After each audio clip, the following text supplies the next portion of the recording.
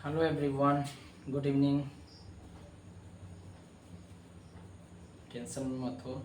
Tension को कम करने के लिए टॉपिक ला रहे हैं। तो आज बात करेंगे कुछ टाइप ऑफ मोशन का, उसके बाद ग्राफ की बात होगी। ग्राफ्स के बाद आपके नेक्स्ट वीडियो में हम इक्वेशन बताएंगे। अभी ग्राफ का पार्ट 1 बता रहे हैं, पार्ट 2 हम नेक्स्ट वीडियो में बताएंगे।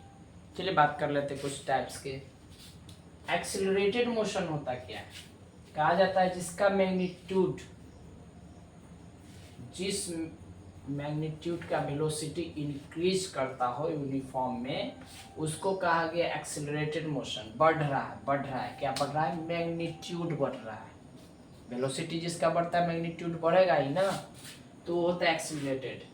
रिटार्डेटेड मोशन क्या होता है? ये इसका मतलब बढ़ने का मतलब प्लस में, और रिटार्डेटेड मोशन मतलब होता है जिसका मैग्नीट्यूड का वेलोसिटी घट रहा है, उसको हम लोग बोलते हैं रिटार्डेटेड मोशन। रिटार्डेटेड मोशन यानी निगेटिव में होता है और ये पॉजिटिव में होता है। लिनियर वेलोसिटी क्या होता है? जिस वेलोसिटी ट्रेवल कर जिसका वेलोसिटी लिनियर वेलोसिटी क्या समझिए? कहा था distance travel by the particle per unit time. यानी कहा गया है कि जिस टाइम में पार्टिकल क्या करता है, ट्रेवल करता है डिस्टेंस, उसको लिनियर वेलोसिटी कहा गया है। यानी मतलब सबसे कम समय में कम दूरी तय करना ही लिनियर वेलोसिटी होता है। जो 180 डिग्री के जैसा रास्ता होता है, उसी पर उसको करना होता है ट्रेवल, और बहुत ही कम टाइम होता है। एंगुलर वेलोसिटी क्या होता है? एंगुलर का नाम सुनने से एंगल से रिप्रेजेंट होता है। तो कहा जाता है कि जिसका जो टाइम होता है उसी टाइम में वो डिस्क्राइब करता है एंगल को।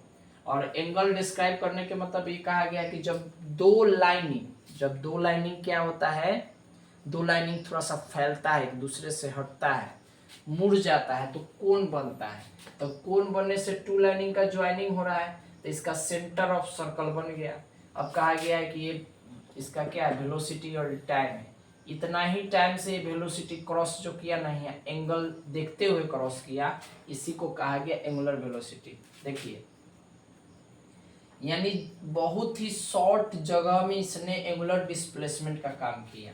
यानी जितना दूरी यहाँ से यहाँ तय किया और इसके बीच जो बना कोण, ये कम डिस्प्लेसमेंट बना, यहाँ पर एंगुलर डिस्प्लेसमेंट बना। और यहाँ पर जो टाइम दिया हुआ था, ये टाइम में ही कम समय में ही उसने डिस्प्लेसमेंट में एंगल बना दिया, ये कहना चाह रहा था। लिनियर वेलोसिटी क्या होता है?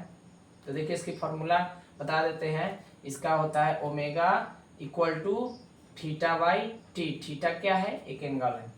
लिनियर वेलोसिटी क्या होता है? इसको v से रिप्रेजेंट करते हैं, ये होता है omega by R. Angular velocity को हम ओमेगा से रिप्रेजेंट करते हैं, अगुने रेडियस ऑफ सर्कल।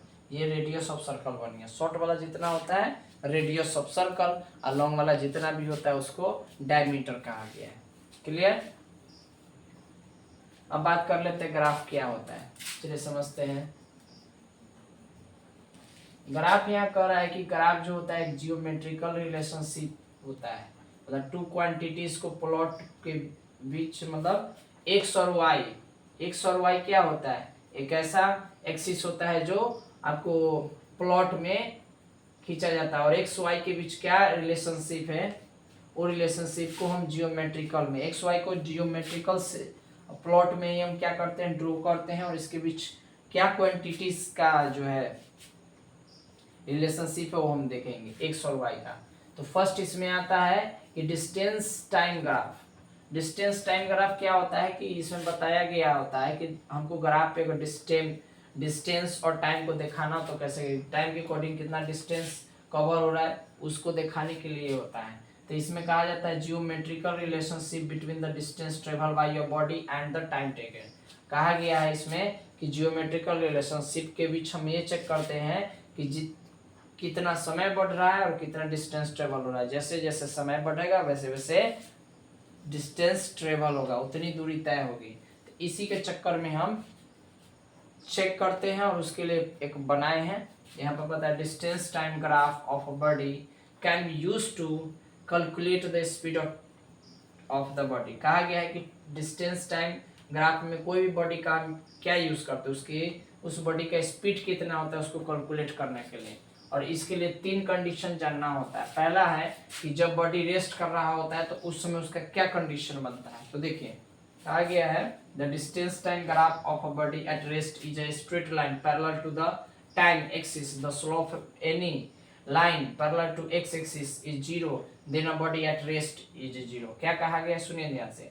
यानी कहा गया कि जब डिस्टेंस इसका टाइम के अकॉर्डिंग ग्राफ पर अगर दिखाना है, जब बॉडी रेस्ट हो तो रेस्ट वाला बॉडी रुका रहे उसको हमको अगर ग्राफ पे दिखाना है तो ग्राफ पे जब भी दिखाते हैं तो हम स्ट्रेट में दिखाते हैं। स्ट्रेट मतलब लाइन वो पैरेलल के फॉर्म में हो जाता है और ओ एक्सिस के फॉर्म में, यानी एक्स जिधर रहता है उधर ही फॉर्म में खींचा जाता है। तो यहाँ पर स्लोप जो बनता है पैरेलल का वो एक्सिस के फॉर्म में बनता है। इसका स्लोप किधर है, एक्सिस के फॉर्म में है। तो इसीलिए सब कहा गया कि यहाँ एक्सिस 0 हो गया क्योंकि 0 के फॉर्म में खींचा गया है। तो इसीलिए यहाँ बॉडी रेस्ट है तो वो भी 0 हो जाएगा। तो देखिए ये नीचे टाइम हुआ है और ऊपर ये हो गया इसका डिस्टेंस। तो यहाँ 0 टाइम में डिस्टेंस कितना कवर हुआ तो 15 हो गया, मतलब 15 मीटर क्या हो गया, ये रेफरेंस पॉइंट से खींचा गया कि बॉडी जब रेस्ट में है तो इसका मतलब है कि इसके बीचों बीच क्रॉस किया है तो रेफरेंस पॉइंट क्या हो गया 15 मीटर हो गया। कि 15 ये मीटर जो है यहाँ पर कवर हुआ है। टाइम क्या है 0 और ये समय डिस्टेंस कितना है 15 मीटर।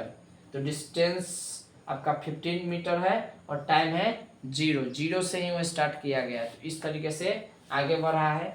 तो गाइस ये था आज का ग्राफ का टॉपिक और इसको ग्राफ पे एक्चुअली बनाया जाता है। ये ग्राफ पर दिखाने में बहुत बेहतर रहता है, बहुत अच्छा लगता है। तो ग्राफ पे हम इस तरीके से दिखा सकते हैं, बना सकते हैं डियर। फिर हम मिलते हैं इसके पार्ट 2 में, ग्राफ की और सारी बातें करेंगे, इक्वेशन होंगे। इक्वेशंस पे भी आपका ग्राफ पर पहले कंप्लीट कर लेते, उसके बाद हम इक्वेशंस की बात करेंगे, उसके बाद ये चैप्टर फिनिश हो जाएगा। तो चलिए डियर मिलते हैं नेक्स्ट वीडियो में। See you again, thank you very much. जय हिंद जय भारत।